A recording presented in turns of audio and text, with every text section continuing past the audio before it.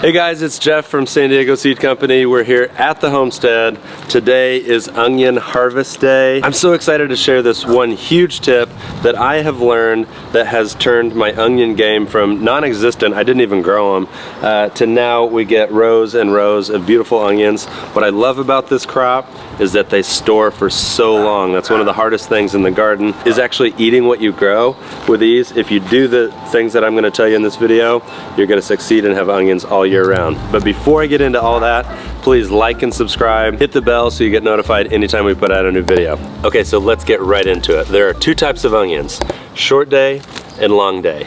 This is how I remember it. It's so simple once you get it down. You're gonna wanna split the United States in half. Let's say from around San Francisco all the way across to South Carolina. Anybody south of that line is gonna wanna plant short day onions. Anybody north of that line is gonna wanna plant long day onions. Here's why. If you're north of that line, it means you've got colder temperatures, you've got a shorter season. You're gonna wanna start your onion sets or your seeds around April, May, and then harvest in the fall.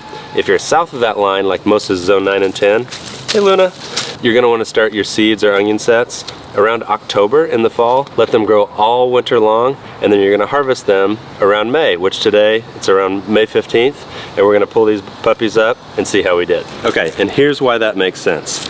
Short day onions need only about 10 to 12 hours of daylight when they're bulbing out to actually make an onion bulb. Long day onions need longer hours, 14 to 16 hours to make that bulb. And so if you think about it, in the northern part of the United States, you're gonna grow during the summer where the hours are longer. In the southern part of the United States, you're growing through the fall and winter where the hours are shorter, so short onions are where you wanna go. If you're in zone 9 and 10, always buy short day onions. You're gonna get big bulbs like this. So now let's get to harvesting. Okay, I've got my harvesting buddy here. What's your name? Sam. Sam, I knew that, he's my son. All right, so let's get to it. You wanna harvest these things? Mm-hmm.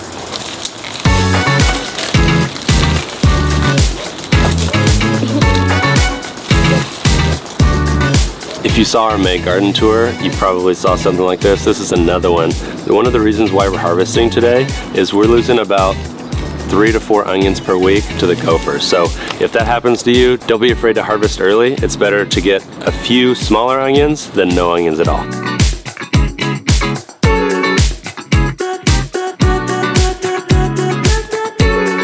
Don't hurt him in the dirt.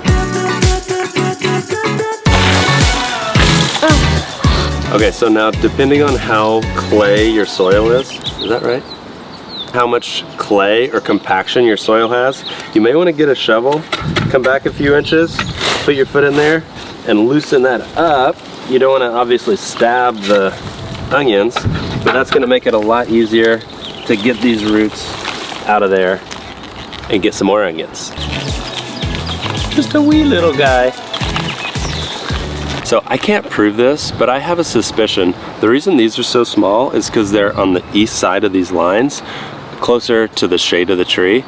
As we went further to the west, away from the tree, that means they're getting more hours of sunlight and more likely to bulb out big. So one thing that you have probably seen online is spooning.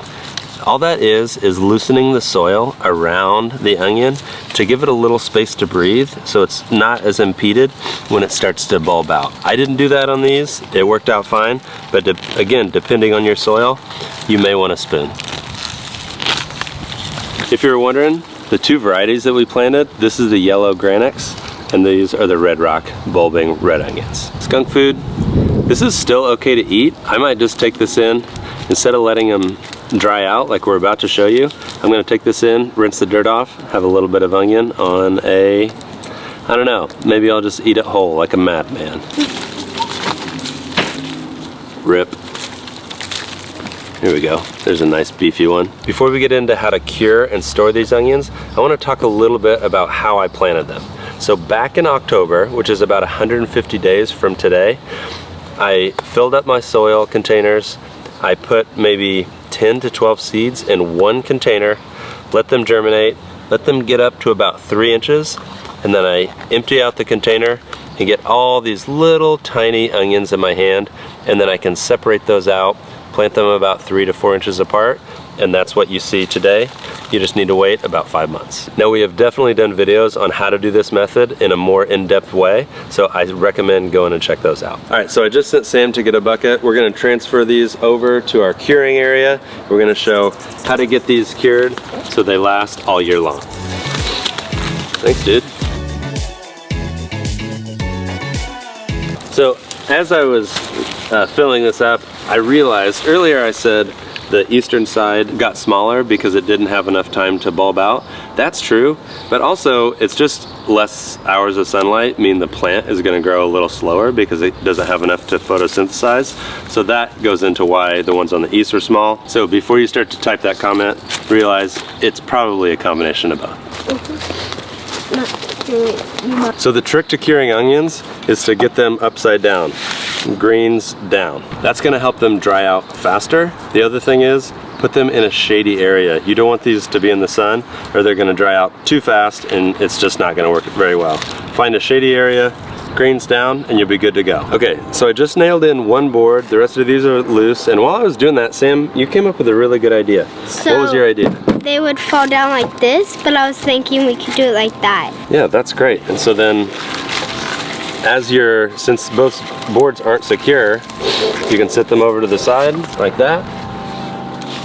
Because it's kind of tricky to stuff all the greens down. Or if they fall down. If they're that close. That's a great idea. High five, dude. Booyah. All right, let's go in time-lapse mode, and I'm gonna do the rest of these onions, and then I'll give you the thought process behind why we're doing them this way.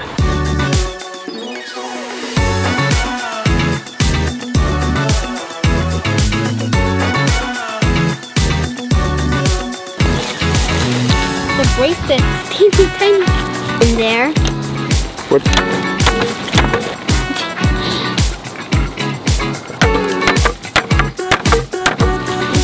You can put those up there.